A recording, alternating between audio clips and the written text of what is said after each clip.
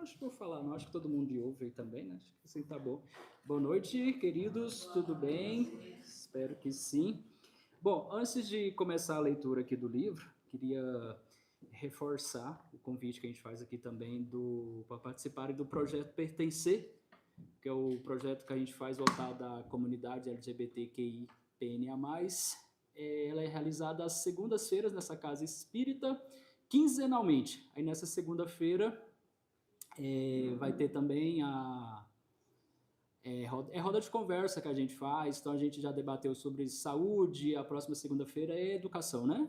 Educação, semana passada a gente falou de turismo e já falamos de leis e vice-versa. Então, quem ainda não participou, venha conhecer o projeto, também tem as redes sociais, é o arroba meu lugar de pertencer, quem quiser dar uma olhadinha lá também, antes de visitar, ou venha visitar, depois conheça lá, tá bom? E vamos lá com a leitura do livro Caminho, Verdade e Vida de Chico Xavier pelo Espírito Emmanuel, capítulo 4. E Jesus lhe respondeu, meu pai, obra até agora, e eu trabalho também. João 5,17. Em todos os recantos, observamos criaturas queixosas e insatisfeitas. Quase todas pedem socorro. Raras amam o esforço que lhes foi conferido. A maioria revolta-se contra o gênero de seu trabalho. Os que varrem as ruas querem ser comerciantes. Os trabalhadores do campo prefeririam a existência na cidade. O problema, contudo, não é de gênero de tarefa, mas o de compreensão da oportunidade recebida. De modo geral, as queixas nesse sentido são filhas da preguiça inconsciente. É o desejo ingênuo de conservar o que é inútil e ruinoso das quedas do pretérito obscuro. Mas Jesus veio arrancar-nos da morte no erro. Trouxe-nos a bênção do trabalho, que é o movimento incessante da vida, para que saibamos honrar nosso esforço. Referiu-se ao Pai, que não cessa de servir a sua obra eterna de amor e sabedoria, a sua tarefa própria, cheia de imperecível dedicação à humanidade. Quando te sentires cansado, lembre-te que Jesus está trabalhando. Começamos ontem nosso humilde labor e o Mestre se esforça por nós. Desde quando? Assim seja.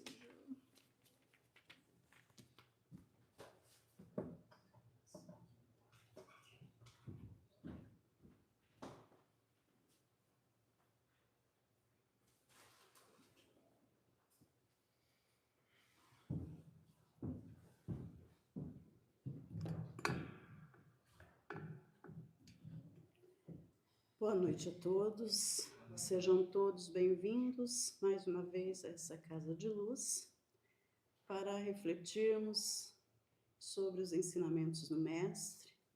E neste momento, convido a todos que, serenando a nossa mente, o nosso coração, unindo os nossos sentimentos aos nossos pensamentos, reverenciemos o Mestre querido, a Mãe Santíssima, todos os benfeitores amigos que nos conduzem em nome de Deus, nesta casa de luz, de amor e de paz.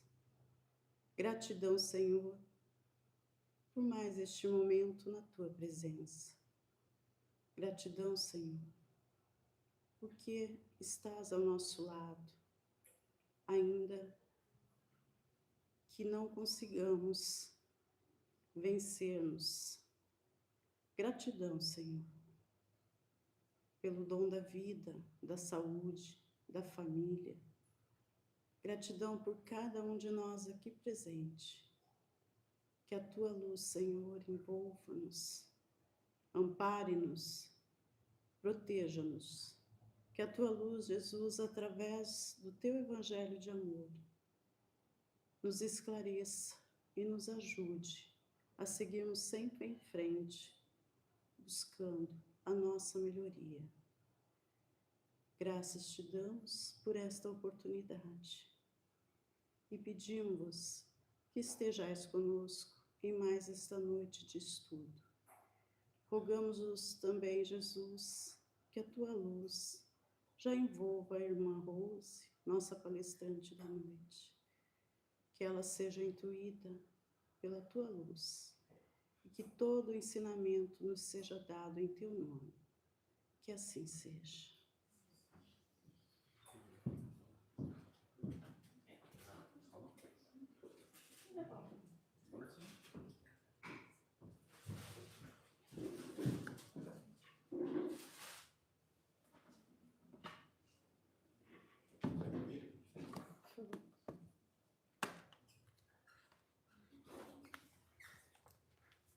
Boa noite a todos, sejamos todos bem-vindos. Irmãos de hoje e de outrora, que estão aqui presencialmente, que estão assistindo de casa, Jesus nos envolva a todos, nos mantenha sempre na sua proteção, no seu cuidado, nos envolvendo na sua luz. Nós vamos hoje falar sobre um tema que a gente chama de tema livre, falando da presença da mulher, mas prezando o feminino, né? Que é muito mais que ser mulher, é o feminino, que é esse diferencial. E toda essa palestra ela foi elaborada baseada nesse livro, por isso que eu reforcei a questão do feminino. São mulheres fascinantes, a presença feminina na vida de Jesus. É um livro ditado pelo espírito de Leon Tolstói, é um livro fabuloso, que conta os bastidores e aquilo que a gente não sabe, aqueles personagens tão fantásticos que nós lemos nos evangelhos. E eu não sei para vocês, para mim fica sempre assim, e depois, né? O que aconteceu? Foi tão impactante essa presença, essa vivência com Jesus, e daí? O que aconteceu com eles? Então, esse livro vai contar algum relato dessas presenças femininas, do quanto foi impactante na vida delas a presença de Jesus, e o quanto elas se tornaram importantes como emissoras do Evangelho. Também o livro Boa Nova e o livro Personagens da Boa Nova. O livro Personagens da Boa Nova é um livro lançado pela Federação Espírita do Paraná. Foi feita uma compilação, principalmente do livro de Amélia Rodrigues, com o mesmo intuito. O que aconteceu com esses personagens depois? Aquilo que não está nos evangelhos, nas histórias que a gente conhece, até algumas na própria história do livro Boa Nova, relatado aqui no Boa Nova. E a gente tem, então, esse desfecho de quanto cada um deles, de fato, foi extremamente importante. E aí a gente vai valorizar ainda mais Jesus e cada um desses personagens que chegaram até Jesus. Então, eu convido os irmãos a voltarmos ao ano 30. E aí eu vou ler, para não perder a beleza desse diálogo, quando Jesus se encontra com Hanã. Jesus, então, é o ano 30, ele está chegando, começando a sua missão como Messias. Até então, a gente tem esse ato entre 12 anos de Jesus e os 30, quando ele ressurge. E ele, então, está chegando a Jerusalém e ele está lá observando, admirando, né, toda aquela movimentação. Jerusalém sempre muito movimentado, principalmente próximo ao templo. E aí o sacerdote Hanã, o livro diz que diante de tantas pessoas que tinham lá, mas Hanã se encantou, digamos assim, com a presença de Jesus. Porque Jesus era assim, onde ele chegava, ele impactava, né? Ele causava, no sentido melhor da palavra. E Hanã olhou para aquele homem e perguntou para ele: Galileu, o que fazes na cidade? Porque eles tinham essa facilidade de identificar algumas pessoas por características, até por vestimentas, por comportamento, eles conseguiam identificar. Ele de cara identificou que Jesus era um galileu. Jesus responde: passo por Jerusalém, buscando a fundação do reino de Deus. Reino de Deus?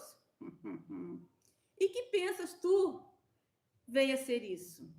Esse reino é obra divina no coração do homem. Obra divina em tuas mãos, um simples galileu? Onde você está com a cabeça, né? E ele pergunta, né? Como você vai realizar essa obra?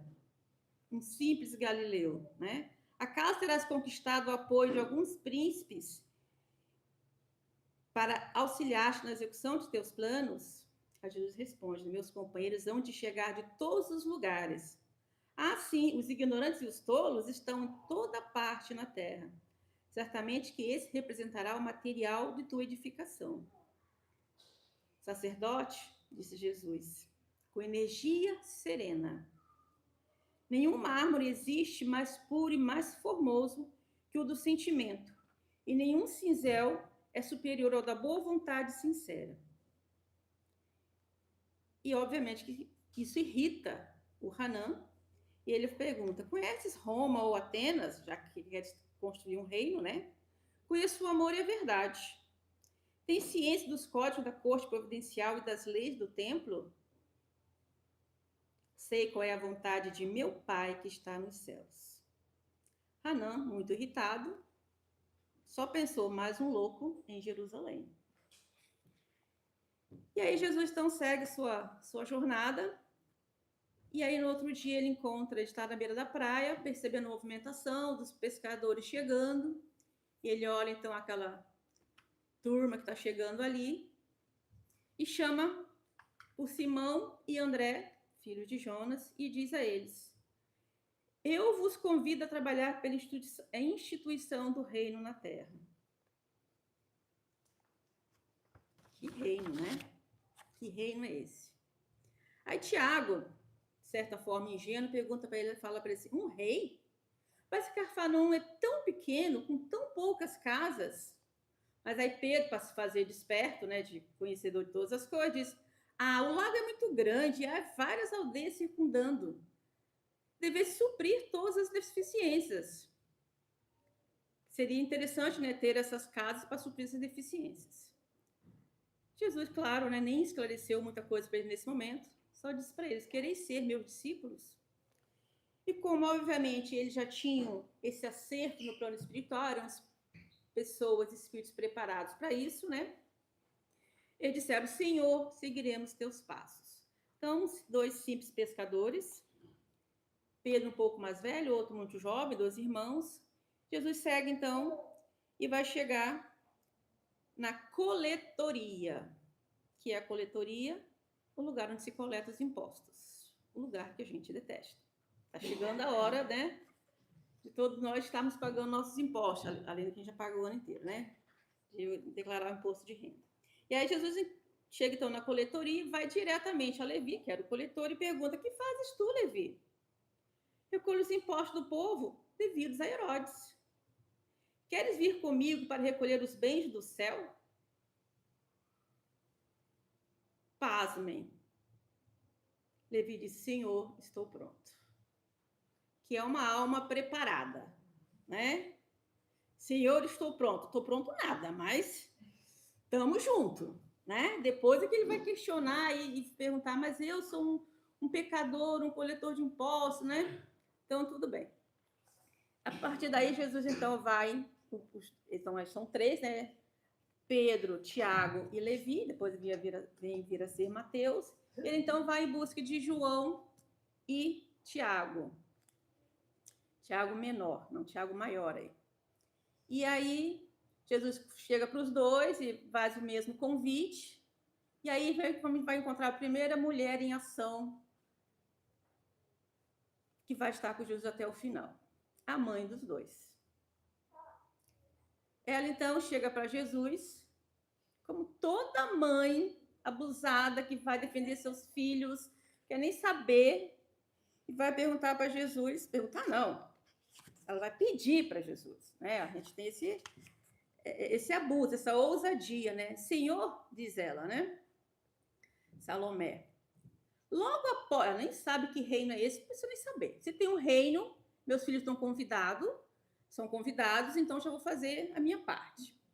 Logo, Senhor, logo após a instituição do teu reino, eu desejaria que meus filhos se sentassem um à tua direita e outro à tua esquerda, como as duas figuras mais nobres do trono. É muita ousadia, né, gente? É, mãe. É, mãe. Quem de nós não faria isso, né? Passaria por cima de tudo, assim, as duas figuras mais nobres do reino. Jesus, né, na sua sapiência, diz para ela assim: antes de tudo, é preciso saber se eles quererão beber do meu cálice. Então ele não diz nem que sim, nem que não. Joga para eles essa responsabilidade, porque ele sabia o quão amargo seria esse cálice. Essa mãe nem imaginava, né? E muito menos eles. Mas a mãe não queria nem saber. São meus filhos, eu quero o melhor para eles, né? Então, por que eu estou fazendo essa leitura primeiro, gente? Bom, se a gente vai falar da presença do feminino e da mulher nesse período, né, de Jesus aqui conosco, onde está a mulher? 12 apóstolos, 12 discípulos dos mais variados, coletor de imposto, pescador, gente ignorante, gente trabalhado na guerra, na força bruta, e mulher. Por que não tinha mulher? Por que Jesus não convidou nenhuma mulher? Porque existe uma diferença entre você ser revolucionário, você ser à frente do seu tempo e você ser sem noção. Seria muito sem noção de Jesus se ele, naquele momento, convidasse, da mesma forma que ele fez para esses homens, por mais tolos que eles fossem, se eles convidassem alguma mulher. Porque o homem podia ser o tolo que fosse, mas ele era homem. A mulher podia ser a mais esplendorosa, inteligente que fosse. É mulher. Basta para não ter valor para a sociedade daquela época. Triste, mas é a realidade. Então, a mulher daquela época, ela não podia nem sentar à mesa junto ao marido. Ele sentava, ela ficava servindo, e depois, então, é que ela iria se servir. Ela não recebia os ensinamentos da igreja. Ela sentava separada, embora hoje ainda exista uma igreja que se portem dessa forma, mas ela não recebia as orientações da mesma forma que os homens. E aí, esse trabalho dessa educação espiritual era dado ao pai. A mãe tinha que ensinar a andar, ensinar a falar, cuidar dessas coisas básicas, mas a instrução espiritual das coisas de Deus era ao homem dado essa incumbência. Então, ela não precisava saber. Porque se ela soubesse, ia ser perigoso. Eles tinham esse sentimento. Vá dar essa moral para essa mulherada, né? Então, claro que existe aí um receio muito grande. Então, Jesus, ele não ia fazer isso. Porque essa mulher, ela não teria valor nenhum. Então, Jesus, como eu falei, na sapiência dele, o que ele fez? Vamos nas entrelinhas. Vamos nas entrelinhas, né? Então, a gente diz assim, ó, a mulher desempenha um papel fundamental e estratégico no Evangelho, indo além dos contextos domésticos. Elas foram as primeiras testemunhas da ressurreição, financiaram e apoiaram o ministério de Jesus e dos apóstolos, demonstraram coragem inabalável na crucificação.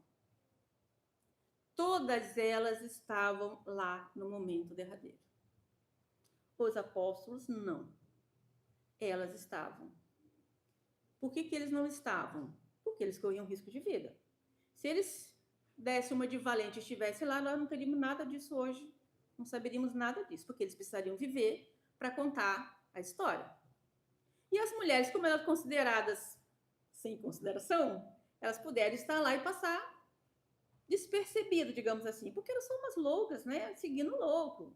Coisa de mulher. Não vamos perder tempo com essas coitadas, essas lunáticas. Então, elas puderam estar ali dando suporte para Jesus durante toda a jornada dele. Então, vamos lá, né? Então, elas foram a primeira testemunha da ressurreição. Quem estava na hora da ressurreição? Quem foi lá cuidar de Jesus? Cuidar do corpo?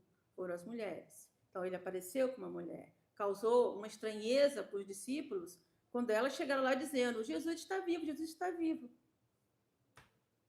Confirmado, lunáticas, né? Lunáticas, transloucadas.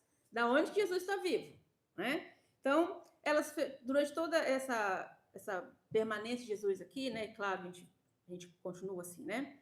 Então, são testemunhas e mensageiras da ressurreição, demonstraram coragem e fidelidade, porque estar ali, correndo risco, que embora elas passassem despercebido, de certa forma, mas estavam se arriscando, que todo mundo sabia quem eram elas. Todo mundo sabia, né? Elas demonstraram liderança, e discipulado, deixaram um legado de sabedoria e de fé. Então, elas foram peça-chave do missionário, porque elas espalharam a boa nova.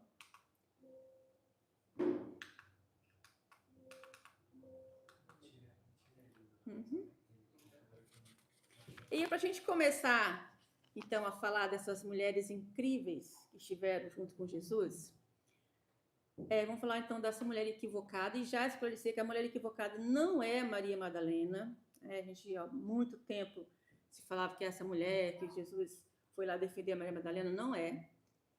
O equívoco de Madalena era outro, né?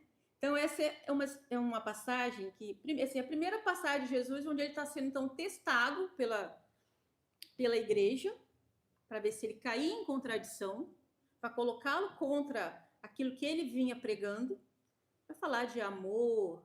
Então, como é que você lida com isso? Então, essa é a mulher equivocada,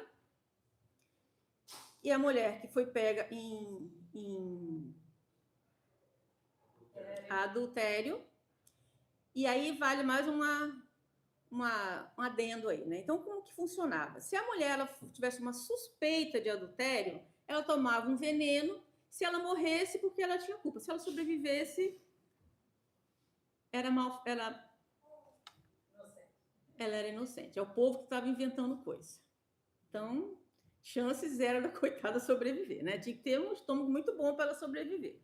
Era assim, ao homem, se ele fosse pego adultério, ele só seria condenado se a mulher envolvida, se fosse uma mulher casada. Mas não por conta dela, por conta do marido, que daí seria um desaforo ao marido. Então, só nisso, dessa condição. Agora, se fosse uma mulher solteira, tudo bem, porque ele é homem. Né? Ela que é problemática. Outra situação bem interessante. Se uma mulher fosse estuprada dentro dos muros de Jerusalém, ela também era apedrejada. Porque ela poderia ter gritado e sido socorrida. Então, se ela não gritou, de certa forma, ela quis ou ela favoreceu. Se ela acontecesse isso fora dos muros, aí sim, porque ela não tinha condição nenhuma de ter sido socorrida. Então, dentro dos muros de Jerusalém, se qualquer coisa que acontecesse, era responsabilidade dela, que ela poderia ter gritado e ter sido socorrida. Então, é esse contexto que existia, e aí Jesus, então, acontece essa situação. E aí, por lei de atração, Jesus chega nesse momento, onde ela está sendo ali, já foi condenada, porque a condenação era clara, né? Ela foi pega em adultério, então era morte. Não tinha nem opção de dar a ela o bendito do chazinho venenoso, né? Era morte certa. Mas eles precisavam tentar Jesus e pedir que ele, então, desse o veredito. E aí Jesus diz, então, atire a primeira pedra aquele que não tem pecados. E se isso chocou todo mundo, né? Aí então a história conta, né, que ninguém estava livre, todo mundo com sua consciência pesadinha, os mais velhos com mais pecados que os mais novos, naturalmente. Então todo mundo foi se retirando e ela ficou. E ela então fala para Jesus, né? Tem esse diálogo com os dois, Jesus dizendo, olha, se ninguém te condenou, quem sou eu? Vá e não peques mais. E essa mulher, então, sai dali transformada, porque é impactante, vou usar muito essa palavra impactante, vou ser redundante, desculpa.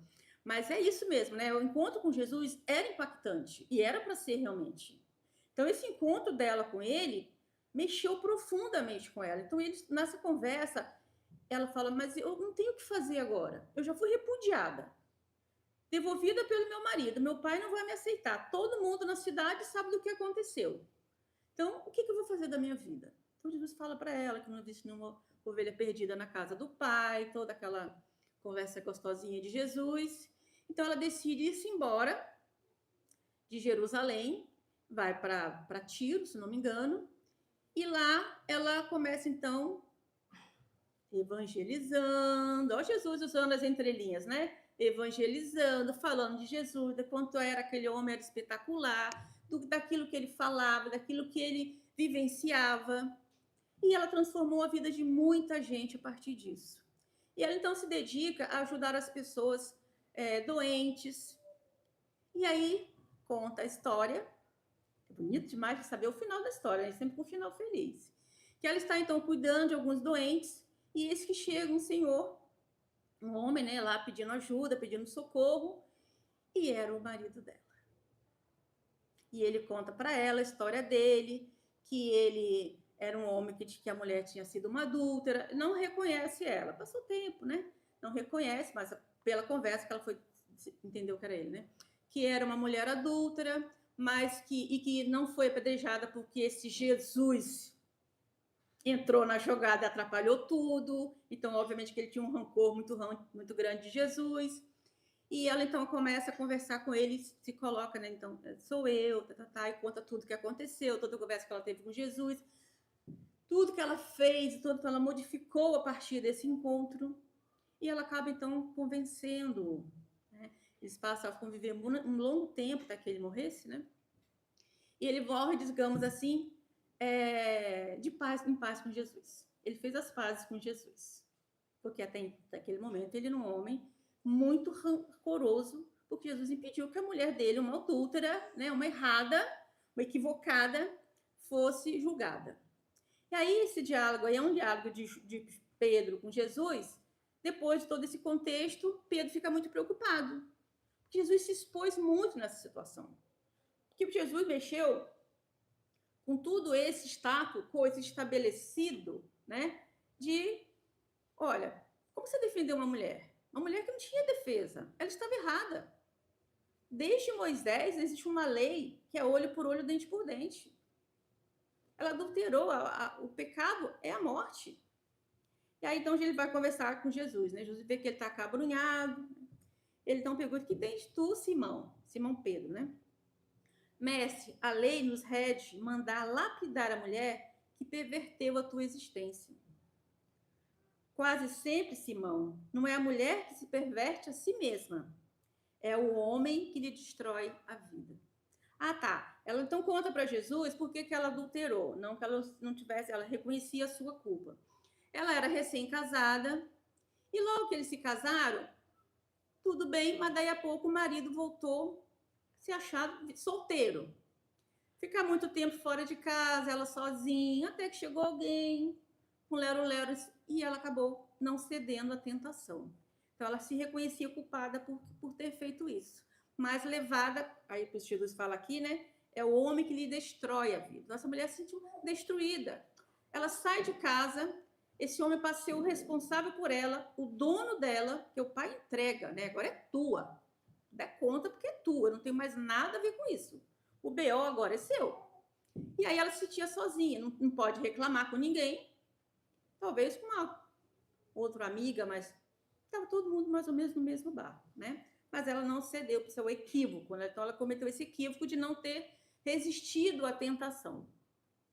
Então Jesus diz isso, né? É o homem que lhe destrói a vida. Então Jesus dá ao homem a mesma responsabilidade, porque só a mulher merecia a morte. Ao homem, se fosse uma mulher casada, e não por conta dela, mas por conta do marido. Entretanto, diz Pedro, né, preocupado, os nossos legisladores sempre ordenaram severidade e rapidez para com as decaídas. Observando os nossos costumes, Senhor, é que temo por vós, acolhendo tantas meretrizes e mulheres de má vida nas pregações do Tiberíades. Não temas por mim, mas ouve, Pedro. E aí Jesus tem um outro diálogo com ele, esclarecendo para ele, claro que ele também está preocupado com a presença de Maria Madalena junto com Jesus, né? Ele é muito incomodado com Madalena, ele passou a jornada dele toda incomodado com Madalena, com a presença dela, com a força da presença dela com Jesus, né? Mas continua aqui o diálogo com os dois, né? Mestre, retrucou altamente surpreendido, vossa palavra de revelação divina. Quereis dizer, então, que a mulher é superior ao homem na sua missão terrestre? Um e outro são iguais perante Deus. E as tarefas de ambos se equilibram no caminho da vida, completando-se perfeitamente. O juiz aí já começa a colocar em palavras o que ele fez em gestos, né? E agora ele fala em palavras da igualdade. E as tarefas de ambos se equilibram no caminho da vida, completando-se perfeitamente, para que haja o mais santo respeito mútuo. Precisamos considerar, todavia, que a mulher recebeu a sagrada missão da vida, tendo avançado mais do que seu companheiro na estrada do sentimento.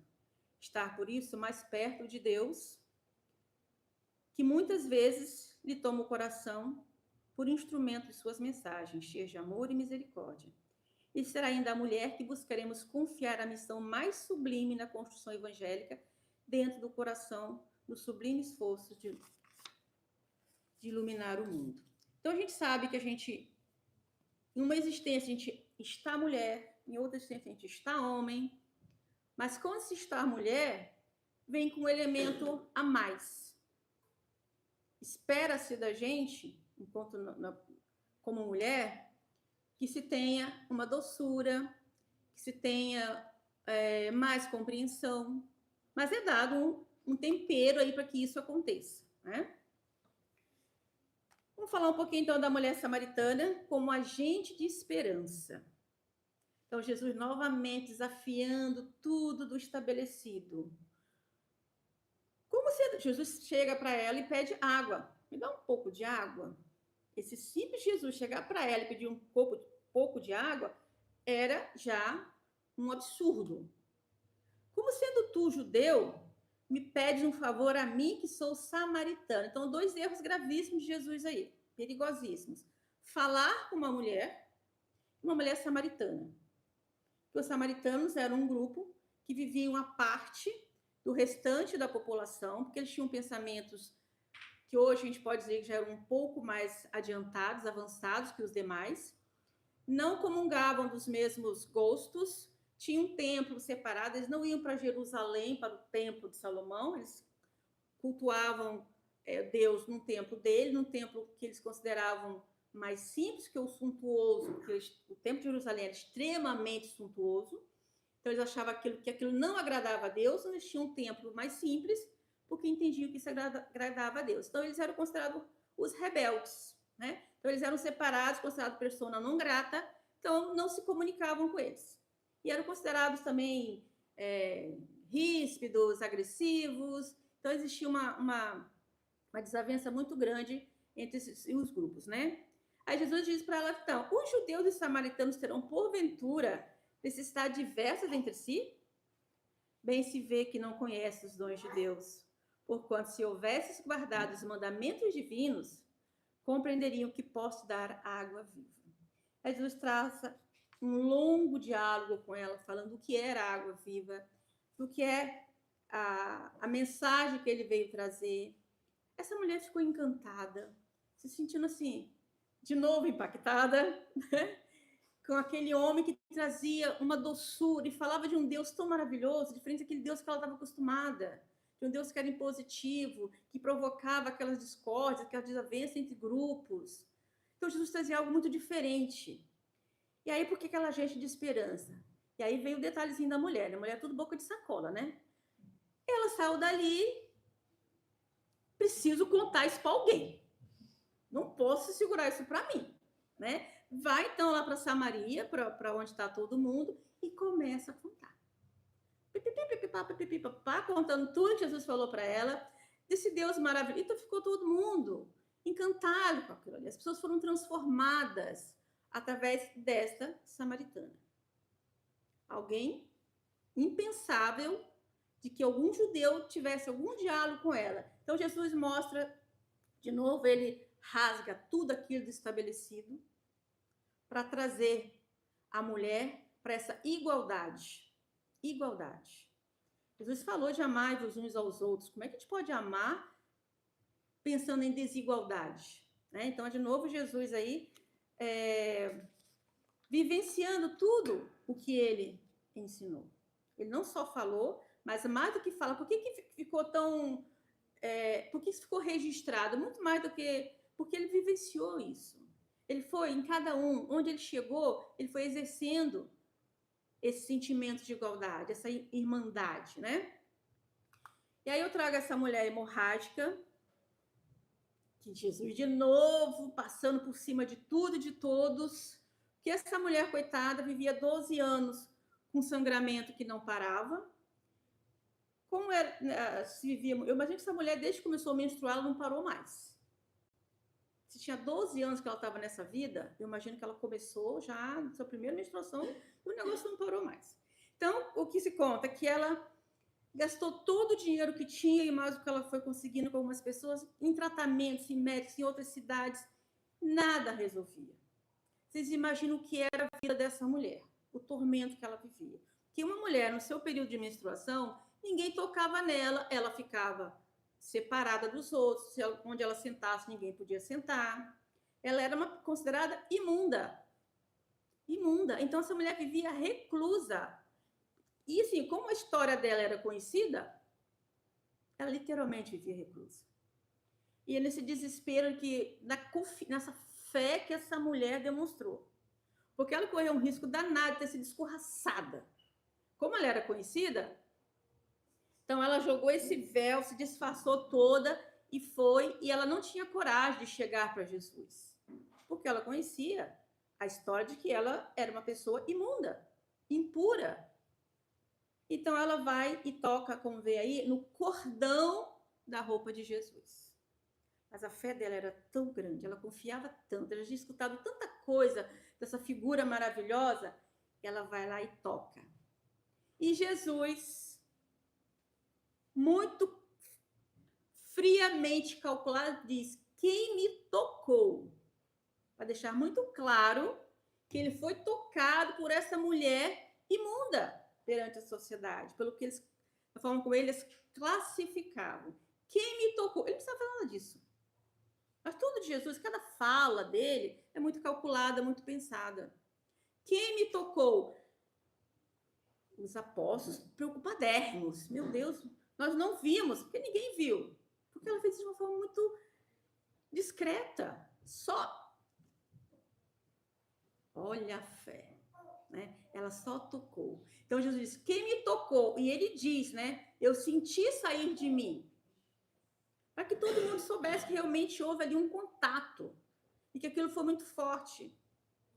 Para quê? Para colocar por terra tudo isso que era algo estabelecido naquela sociedade. Então Jesus de novo rompendo assim, com tudo que se considerava naturalizado. 12 anos essa mulher em sofrimento, e está tudo certo. Ela está assim, algum pecado ela tem. Não é de graça. Não é de graça, alguma coisa ela fez, né? Então, acontece que, passado alguns dias, ela voltou ao seu lar do outro lado do mar. Os que a haviam conhecido anteriormente querem detalhes da cura, e ela não se cansa de repetir. Ó, a mulherada, né? Contando tudo. No entanto, se recuperar a saúde do corpo, perder a paz de espírito. Tudo em sua intimidade lhe dizia que ela deveria retornar para ouvi-lo. Plenificar-se de luz, ele era o enviado. O que ela fez? Despediu-se dos amigos, dos parentes, e retornou, seguindo-o por toda parte. Nas cidadezinhas próximas, na orla do mar, alimentando o espírito com a palavra dele, que era o fonte de vida. Então, primeiro, ela levou aquela mensagem para o lugar de onde ela morava. Gente, imagina, essa mulher chega lá curada, o estardalhaço que isso fez. Né? Diz que assim, que foi na hora, o sangue estancou na hora. Então, assim, a coisa foi muito impactante. De novo. Imaginam isso? Todo mundo, né? Zoião esbugalhado. Porque estancou o sangue dela na hora. Então, o milagre em si já falou muito. E ela levou isso adiante, foi contar para todo mundo. Não guardou para si. Ela precisava contar para as pessoas e aí ela não teve mais paz de espírito e voltou. E aí, quem é essa mulher?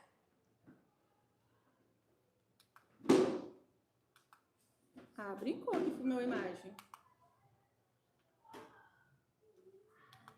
Falhou meu sistema aqui. Tá. Ok. Falha do sistema, não sei porquê. No que eu imprimi tá aqui. Então tá. Essa mulher veio a ser aquela que depois foi a que colocou o manto dela, colocou no rosto de Jesus e saiu a imagem de Jesus, do rosto de Jesus chamuscado, que a gente chama hoje de Santo Sudário. O nome dela é Verônica. E diz assim, quando ela retira o véu, né?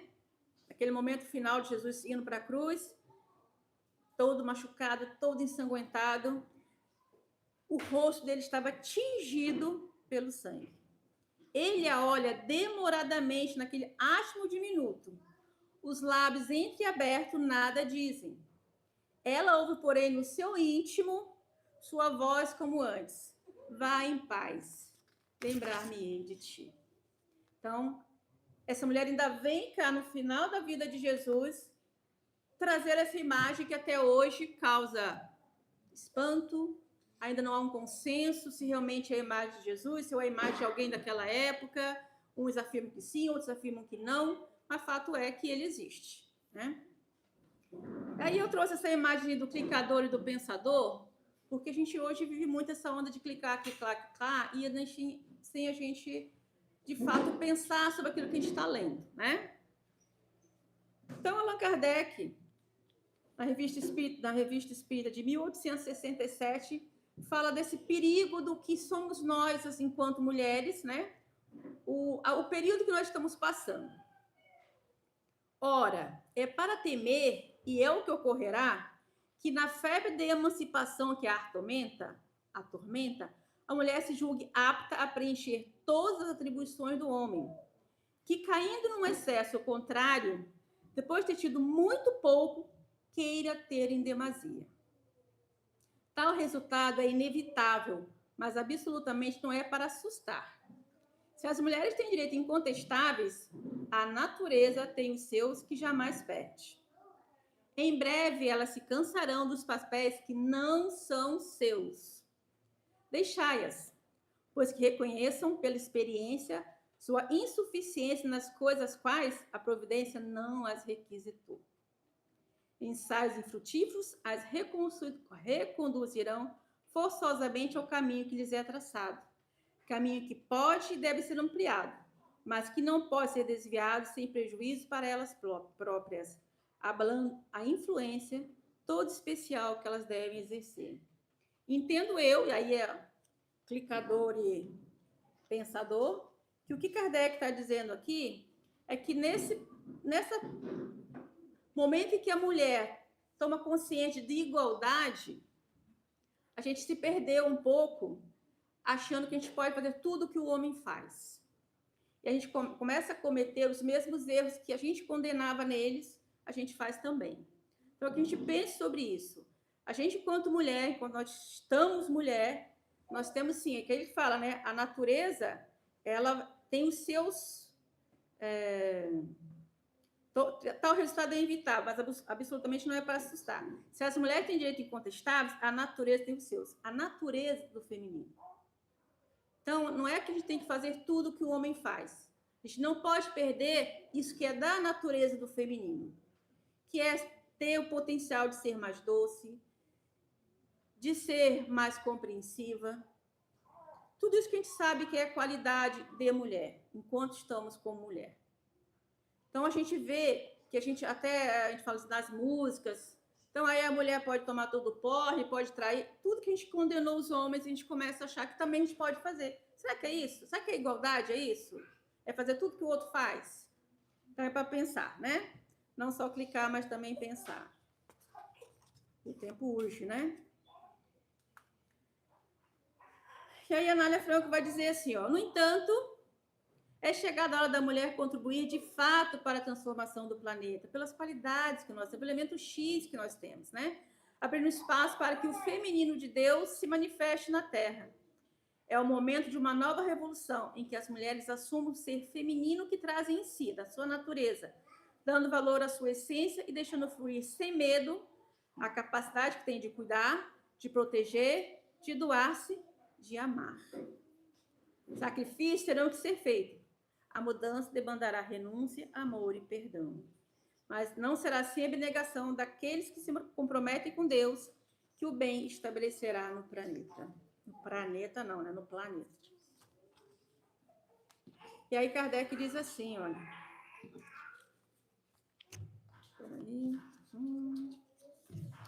só para resumir, né, que a gente pode imaginar a revolução que foi quando Jesus, né, veio trazer todo esse ensinamento pautado, não no olho por olho, dente por dente, que permitiu a mulher e permitiu às mulheres o ensino do seu evangelho.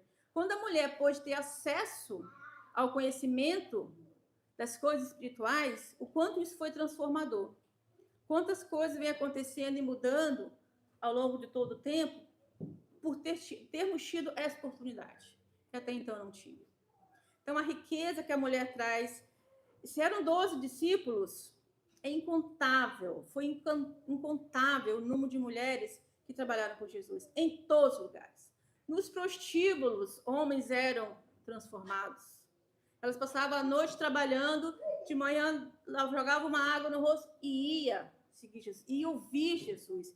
E à noite falavam do que elas tinham ouvido. Então, a gente tem relatos de inúmeros soldados que foram transformados, evangelizados por conta dessas mulheres.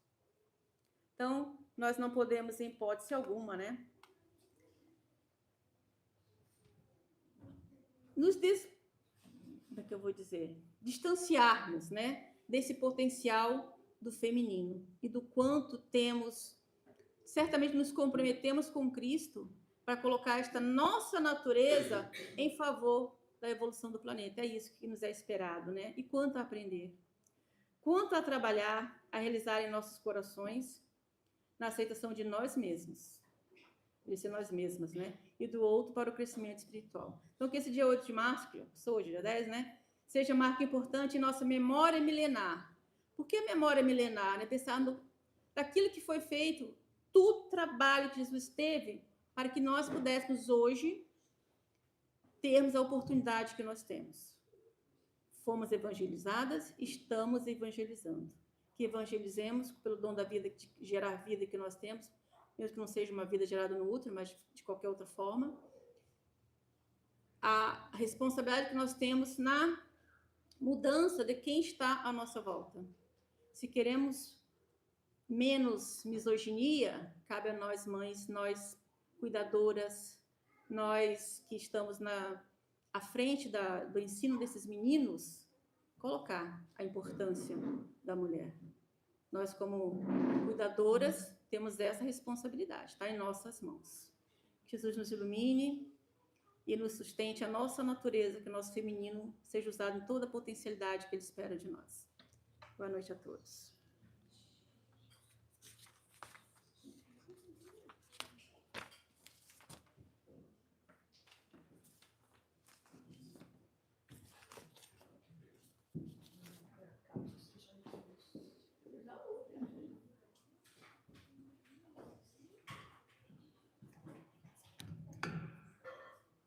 Então, queridos irmãos, pois essa palestra maravilhosa, né? Vamos fazer nossa vibração, muito amor e muita tranquilidade. Então, em tranquila serenidade e confiante no Divino Mestre, abramos nossos corações e vibrações de amor, paz e reconforto por todos aqueles que sofrem, tanto encarnados e desencarnados.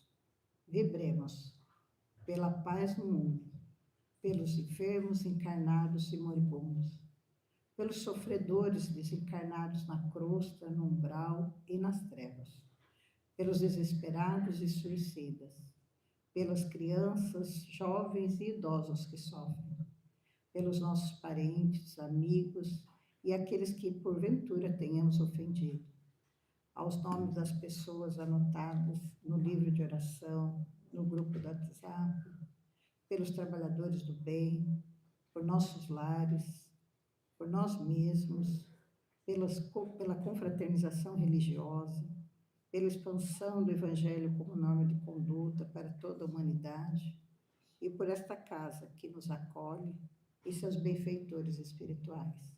Que assim seja, graças a Deus.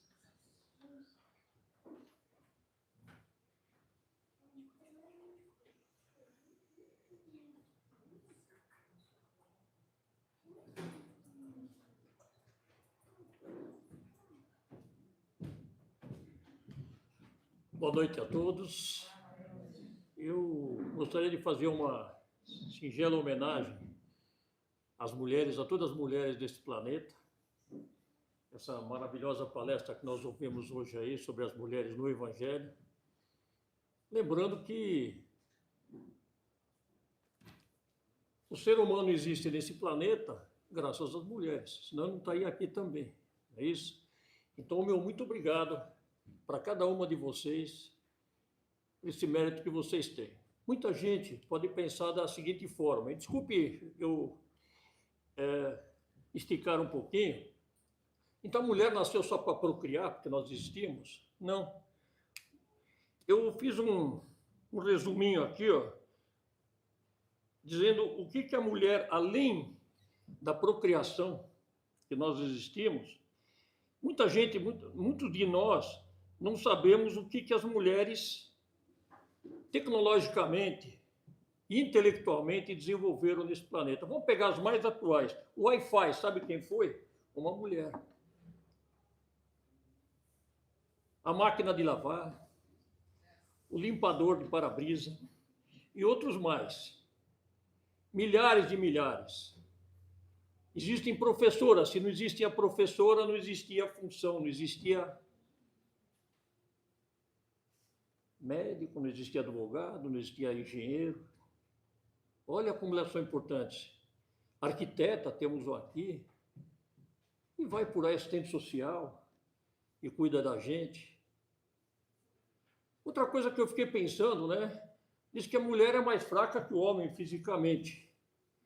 Mas toda vez que eu vejo uma mulher carregar uma criança dia e noite, para cima e para baixo do muro, é a mulher que está carregando.